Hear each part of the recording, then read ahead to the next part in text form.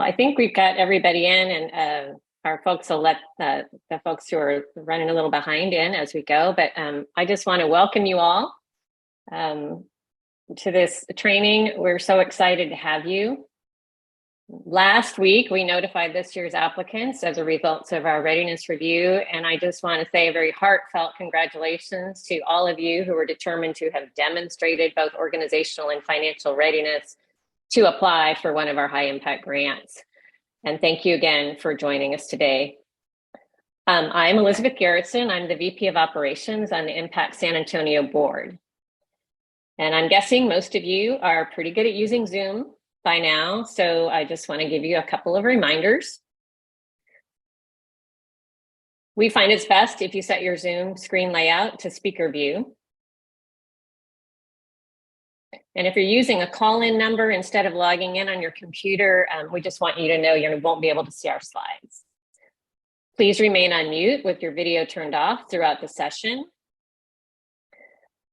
And instead use the chat function to communicate with us.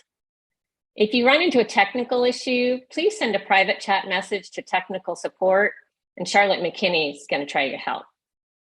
And finally, it's been our experience that technical issues can often be resolved by leaving and then rejoining the Zoom.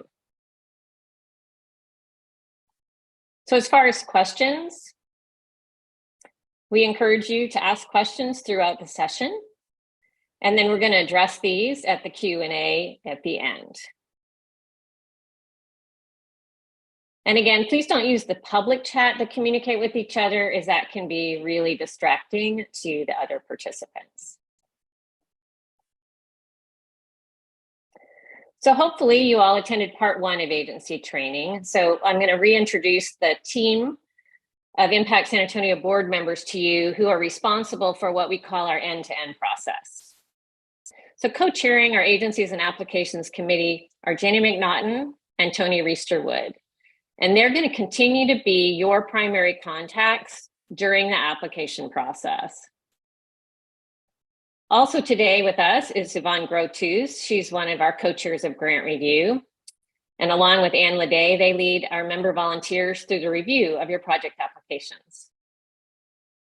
Audrey Laird and Carol Lee are co-chairs for grant oversight and outcomes. And they have the task of working with grant recipients immediately after grants are awarded, all the way through to completion of the grant projects, as well as outcome reporting. As treasurer, Shirley Bennett helps ensure that we're gathering and analyzing the most appropriate financial information through our questionnaire and our application.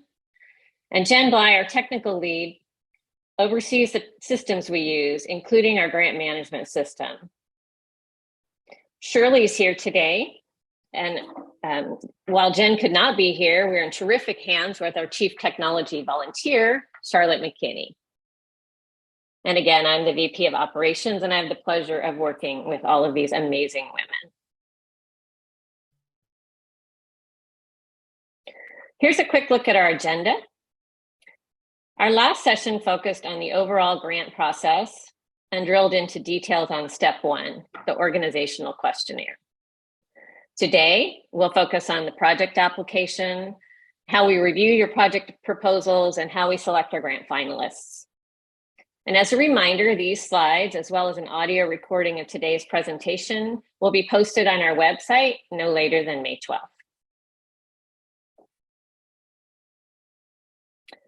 Now, as a reminder, in 2023, our high impact grants will continue to be $100,000 each. We have 3 funding categories: new programs, expanding of existing programs, or capital investments, construction projects. Once again, in the grant application, 10% of every project budget will be automatically allocated for indirect costs or overhead and won't require any explaining on your application. And then when the grant awards are announced in October, we'll begin distributing grant funds shortly thereafter in November.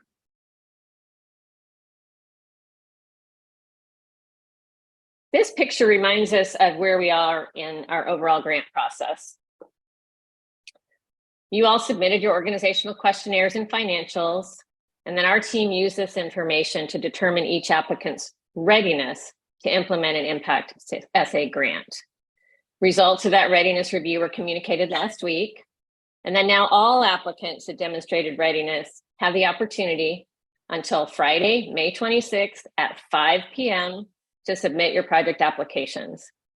I know we're going to sound like a broken record on this, but folks, we have so many people wait until the last day to submit. Please don't do that. If there are any challenges or issues, it's going to pose a problem. So please don't wait till the last day.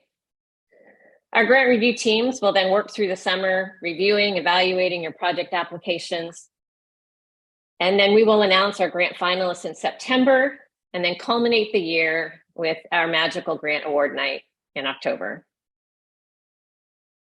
Now let's talk about the project application. In step 2, you'll each submit a project application that focuses on the details and impact of a specific project you're proposing. All project applications submitted by our deadline will then be screened for completeness as well as for compliance with our Impact San Antonio grant criteria. Complete and compliant applications are passed on to the appropriate grant review team based on the focus area that you, the applicant, selected. Impact San Antonio grant review teams will then review each application, and they'll focus their evaluations on the merits of each individual project proposal. Now, as you think about your project, here's some key logistical information to consider. Grantees will have 2 years to complete your projects, so make sure the project you're proposing can realistically be completed in this time frame. And then after receiving a high impact grant, grantees will not be eligible to apply again until 2027. Now, this gives the grantees time to complete their projects and see the outcomes of the projects before applying again. Our grants are not unrestricted. The funds awarded are granted for the specific project in your project application.